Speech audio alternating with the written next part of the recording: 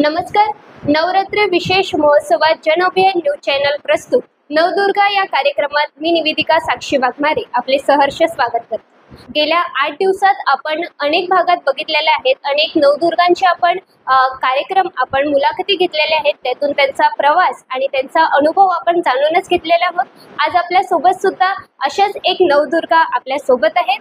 ते civil line police स्टेशनचे police निरीक्षक माननीय मालतीताई कायटे आपल्या सोबत आहेत.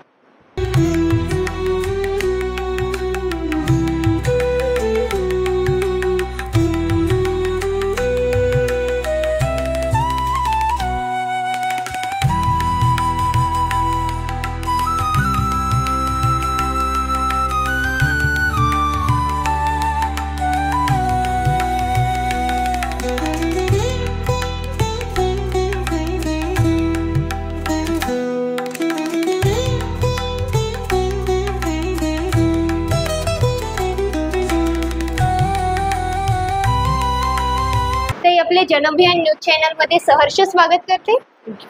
आपण आज त्यांशी संवाद साधणार आहोत. त्यांच्या प्रवासाबद्दल आणि त्यांच्या अनुभवांबद्दल आपण विचारणार आहोत. तर सर्वप्रथम ताई आपला शालेय जीवनातील प्रवास आणि बालपण कसं झालं? माझं बालपण माझ्या वडिलांची नोकरी सिल्लोडला होती. पहिली ते चौथी जिल्हा परिषद मुलींची शाळेतच शिकले. इव्हन मी पहिली ते 10वी मुलींची जिल्हा परिषद शाळेत शिकले. आणि त्याच्यानंतर आमच्या इथे यशवंतराव चव्हाण महाविद्यालय, तिथे 11वी-12वी सायन्स आणि पुढे BSc तिथेच केली आहे. आणि आपल्याला पोलीस क्षेत्रात यायचं हे स्वप्न आपण कसं ठरवलं? माझे फॅमिलीत बरेच पोलीस अधिकारी होते. माझे काका, आम्ही लहान होतो तेव्हा सिल्लोडचे ठाणेदार होते. तर ते आमच्याकडे जेवायला यायचे. तर मी पैदल त्यांच्यासोबत आई पायी जात होते रस्त्याने. तर सगळे बघत होते माझ्याकडे. मी खूप छोटे होते. मी चौथीलाच होते, 4थी-5वी. मग मला शाळेत सगळं विचारायचे कोण आहे. ते PSI होते तेव्हा, API. मग मी म्हटलं माझे काका आहे. मग तेव्हापासून मी ठरवलं की अरे बा PSI ना तर खूपच. मग मी म्हटलं मी पण पोलिसच होणार. अच्छा, म्हणजे तुमच्या काकाकडून तुम्हाला ही प्रेरणास्थान मिळालं. आणि पुढील म्हणजे एक महिला म्हणून पोलीस क्षेत्रात आपल्याला काय काय आव्हाने आहेत? आव्हानं तर पोलीस खात्यात खूप आहेत. महिला म्हणून असं नाही म्हणू शकत. आपलं आव्हान एकच येतो की महिलांना थोडंसं फॅमिलीचं आणि हे दोघं बॅलन्स बनवताना. कारण जेंट्स ऑफिसरला काय की घरी त्यांचं सगळं रेडी राहतं, पण इथे लग्न होतं ऑब्विसली, पत्नी, आई वगैरे असं. आणि बॅचलर असताना आपले दूर पोस्टिंग होता मग आपले घरचे. पण तो काही ताण आला नाही, कारण माझी बहीण आणि मी बॅचमेट, आम्ही एकाच बॅचला सिलेक्ट झालो. इव्हन माझा भाऊही झाला, तो आला नाही. माझी बहीण आणि मी सोबतच ट्रेनिंगला. अच्छा, म्हणजे पूर्ण तुमचं कुटुंबच या क्षेत्रातलं आहे. तर माझी बहीण आणि मी रूम पार्टनरही होतो, बॅचमेट होतो. त्याच्यानंतर प्रोबेशनरी आमच्या सोबतच गेली. त्याच्यामुळे ट्रेनिंग आठवली नाही. आणि प्रोबेशनरी ते वेगवेगळे पोलीस स्टेशन होतं. पण संध्याकाळी आम्ही दोघी बहिणी घरी असायचो. आणि आमच्या वेळेला श्री प्रकाश मित्याला आम्हाला SP होते माझी पहिली. तर त्यांनी आमचा साप्ताहिकचा वार एकच दिलेला होता. त्याच्यामुळे आम्हाला वेगळे म्हणजे एका दिवशी आम्ही घरी राहायचो. आणि लकीली जळगाव हे आमचं मामाचं गाव होतं. तर त्या जिल्ह्यात आम्हाला प्रोबेशनरी मिळाली. त्याच्यामुळे जवळ 10-12 किलोमीटर मामाचं गाव. तर आम्ही साप्ताहिकच्या दिवशी जायचो. तर आम्हाला पोलीस खातं काही आठवलं नाही. पण जेव्हा आमची बॅच म्हणजे मेरिटमध्ये असल्यामुळे 1-1.5 वर्षात प्रमोशन झालं APIचं. पण त्याच्यानंतर मला मालेगाव जेव्हा दिलं, जेव्हा मी मालेगावला हजर झाले, तेव्हा मी माझ्या मॅटर्निटी लिव्हवरून दुसऱ्या दिवशी मालेगाव हजर झाले होते. त्याच्यामुळे मुलीला मला आईकडे ठेवावं लागलं माझ्या 9 महिन्याच्या. तर ते थोडंसं माझ्यासाठी खूपच खडतर होतं मानसिक. तर माझी 9 महिन्याची मुलगी आईकडे होती. माझे पती अकोला जिल्ह्यात होते आणि मुलगी औरंगाबादला, मी मालेगाव, नाशिक जिल्हा. म्हणजे सर्व वेगवेगळ्या ठिकाणी. आणि त्यावेळेला 2014चे लोकसभा इलेक्शन होते. गणपती हजर झाले होते मी. लगेच इलेक्शन, लोकसभा, विधानसभा. मला सुट्टीच नाही मिळाली. आणि तिथे एकही महिला अधिकारी नसल्यामुळे मला तिथले 11 पोलीस स्टेशन आणि त्यांचा तपास, तर मला सुट्टीच नाही मिळाली. मला माझ्या मुलीला भेटताच नाही आलं. तर थोडंसं तो टाइम माझ्या आयुष्यातला सगळ्यात. हो, एक आई जवळून बाळ वेगळं असणं म्हणजे आणि खूपच कठीण हा असते. म्हणजे तो प्रमोशनही नाही आवडला नाही. आणि ते पोस्टिंग नाही, पण त्या पोस्टिंग मध्ये इतके तपास, इतके आव्हान होते आणि इतके व्हरायटी ऑफ क्राईम, तिथून खूप शिकायला भेटलं. आणि आता घर आणि ते ड्युटी हे माइलस्टोनही होता माझ्या आयुष्यात. म्हणजे आणि न आवडती नोकरी, पण खूप काही शिकली. हो. आणि आता घर आणि ड्युटी हे कसं समतोल राखता येईल? आता काय नाही, आता मग त्याच्यानंतर एकच शिकलो की सोबत नोकरी करायची, मग लांब इथं. मग आता तर सोबत आहे, मुलं तर मोठे आहे आता जरा करतात, त्यांनाही सवय झाली, मलाही झाली. आता बॅलन्स झालाय. आणि आपल्या आयुष्यातला एक अविस्मरणीय क्षण कोणता आहे, जो आपण कधीच विसरू शकणार नाही? असे तर खूप प्रसंग आले अविस्मरणीय. मला वाटतं माझी मुलगी झाली तोच माझ्यासाठी अविस्मरणीय क्षण राहील.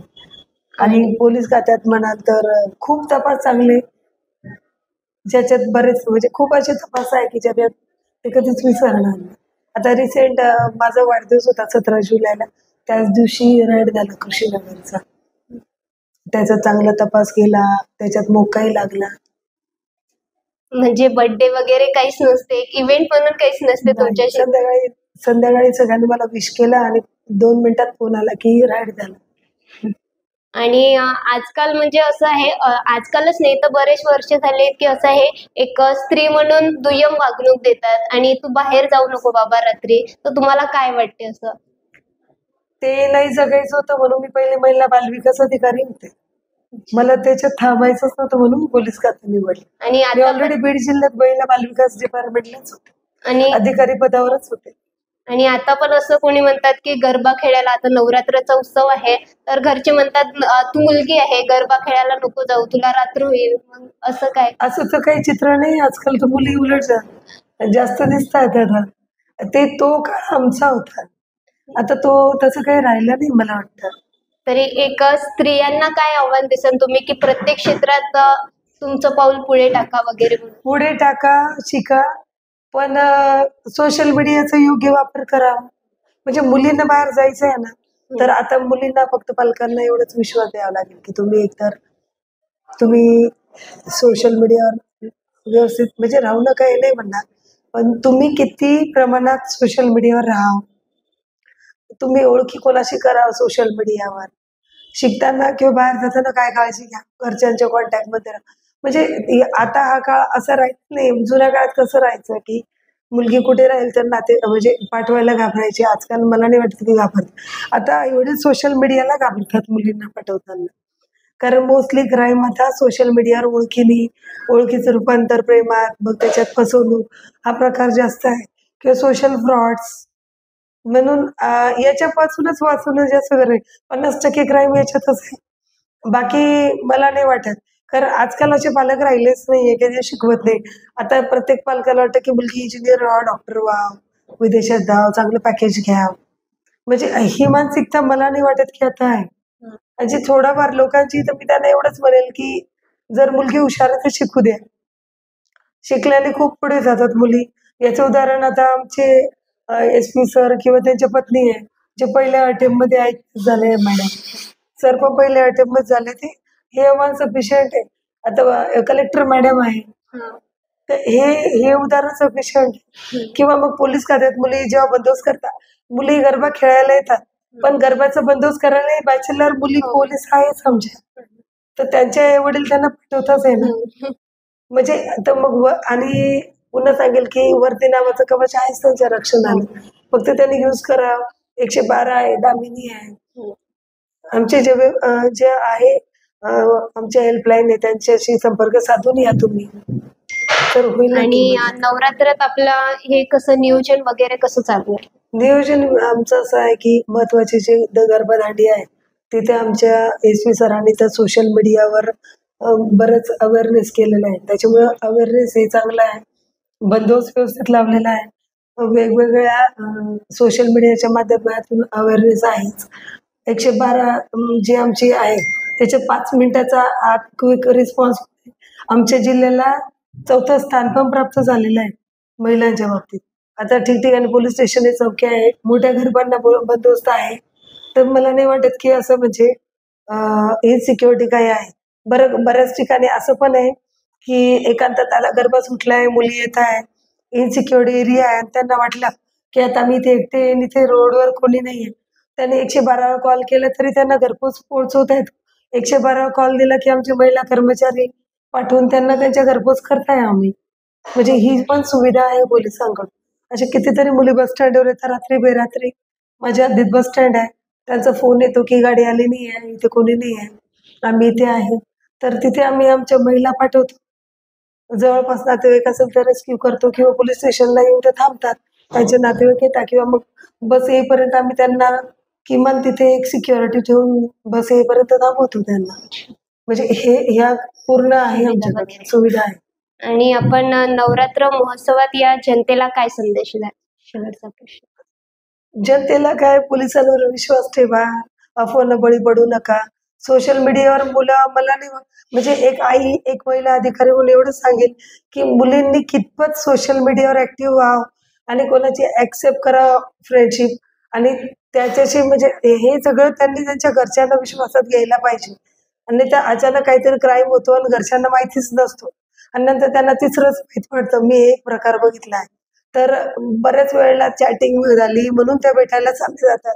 तर चॅटिंग झाली, मित्र झालाय, तुम्ही सांगा की भेटताय, हे ते सांगा. ते सगळं झाल्यावर ते सांगतात आणि त्याच्यानंतर मग एकदम उद्रेकासारख्या आई वडिलांनाही शॉक असतो आणि ते घेऊन येतात आणि मग मुली एकदम म्हणजे मग नंतर ते खुलासा करतात. त्यापेक्षा थोडंसं तुम्ही जसं शिक्षणात फ्रँक आहे, आई वडील तुम्हाला शिकवतात, तर तुम्ही तुमचं काम आहे की आपण आपला कोणाची रिक्वेस्ट घेतोय, कोणावर चॅटिंग मध्ये आहे आणि त्याच्याबद्दल आपल्या घरच्यांना माहिती आहे का. बस एवढी दक्षता घेतली तरी मला नाही वाटत 20% क्राईम इथेच कमी होईल मॅडम. खूप खूप धन्यवाद ते. आज आपण भेटलो आहेत एका खऱ्याखुऱ्या या नवदुर्गेला, जिने आपल्या संघर्षातून हा प्रवास म्हणजे इथपर्यंत त्या पोचल्या आणि त्यांनी एक आई आणि बाळाच्या दूर राहून हा प्रवास केला.